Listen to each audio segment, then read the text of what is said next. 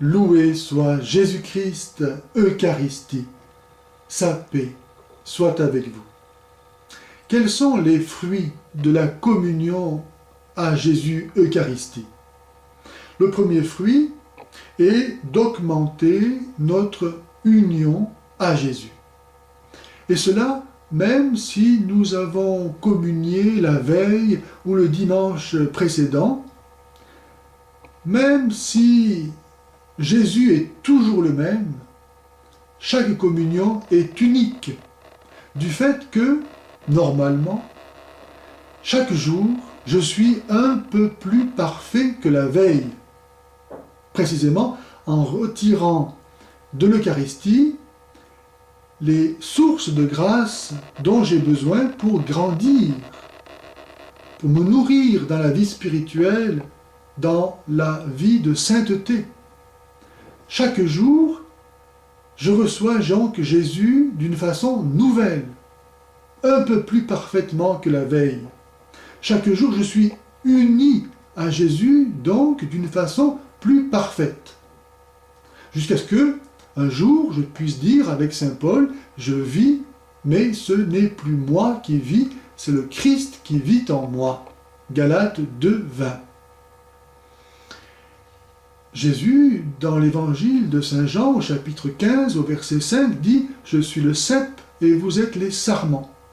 Cette union entre le Christ et ceux qui lui sont unis se parfait de communion en communion à la mesure de l'amour, de la foi, de la pureté, de la joie que j'apporte à recevoir Jésus. C'est pourquoi chaque communion est différente, normalement, des précédentes.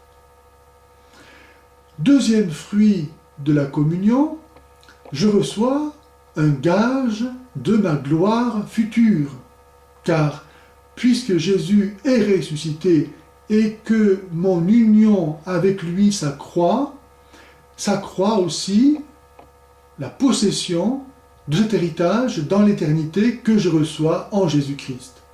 Ce qui faisait écrire à saint Paul, au chapitre 2, verset 6 de l'épître aux Éphésiens, « Dieu nous a ressuscités et fait asseoir aux cieux dans le Christ Jésus. » De même que Jésus est déjà ressuscité et assis dans la gloire du ciel, moi qui lui suis uni, à la mesure de cette union, je suis moi-même aussi déjà ressuscité et assis à la droite de Dieu dans le ciel. Troisième fruit de la communion détruit nos péchés véniels. Cet amour infini de Dieu qui vient se donner à moi, qui est un brasier d'amour, est capable de détruire, de consumer en moi toute offense qui ne soit pas cependant de l'ordre du péché mortel, auquel cas je dois vraiment moi-même m'en accuser et en demander le pardon pour voir ces péchés être détruits. Mais tous les péchés qui ne m'ont pas coupé de façon formelle, radicale de Dieu, sont détruits dans ma communion, à la mesure, encore une fois, de l'amour, de la foi, de la charité que j'apporte à recevoir le Christ qui vient se donner à moi. Dans la mesure où je me laisse embraser par cet amour pour être totalement transformé moi-même en amour, ne faire plus qu'un seul brasier avec lui. Le feu assimile tout ce qu'il consume et transforme tout en feu. Normalement, lorsqu'on reçoit l'Eucharistie, on doit devenir du feu.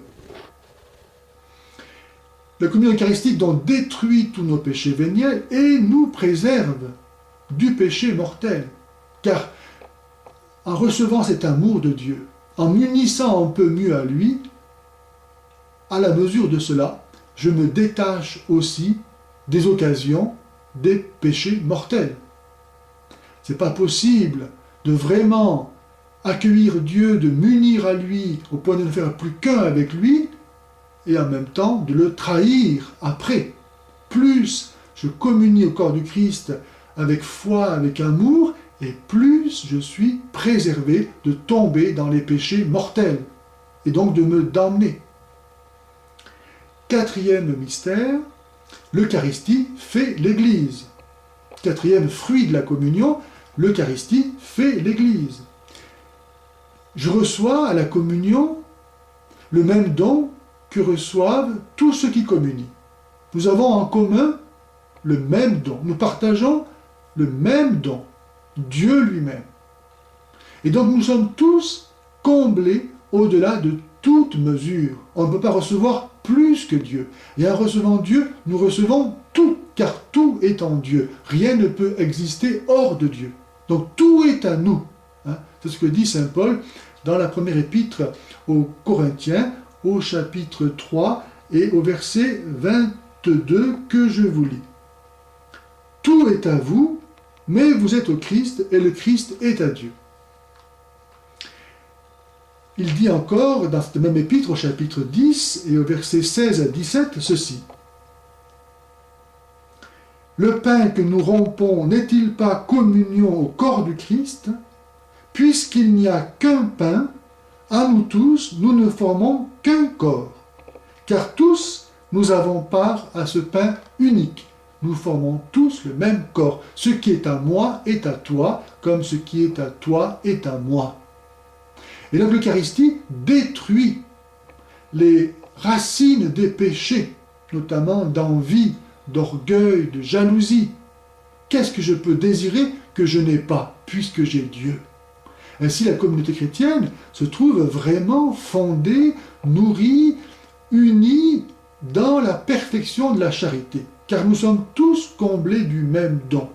Jésus se donne à tous sans limite. Alors aussi, l'Église va pouvoir être capable de charité à l'égard des pauvres notamment. Comment ne pas donner ce que nous avons reçu? Car on ne possède que ce que l'on donne. Si Dieu se donne à moi, est-ce que moi, pour me rendre digne de ce don, est-ce que je ne vais pas me donner aux autres? À l'exemple du Christ qui s'est donné à moi. Ainsi, l'Eucharistie est source de charité dans l'Église et hors de l'Église. L'Eucharistie est aussi, de ce fait, le fondement le plus solide, le plus parfait qui soit de la paix sociale. Il n'y a pas de ciment pour fortifier la cohésion sociale plus fort que l'Eucharistie. Il n'y a rien de plus puissant pour unir les hommes que l'Eucharistie. Car là, tous les hommes reçoivent le même don qui les comble au-delà de toute mesure et qui les unit entre eux pour faire d'eux le même corps du Christ. Je suis le cep, vous êtes les sarments, dit Jésus dans l'évangile de Saint Jean au chapitre 15, verset 5. Je suis le cep, vous êtes les sarments. La vie qui est dans le Christ ressuscité est la même qui vient irriguer aussi les disciples qui communient, qui ne font plus qu'un avec lui. Gloire à notre Dieu qui nous a tant aimés. Puissions-nous le recevoir avec la charité avec laquelle il se donne lui-même à nous.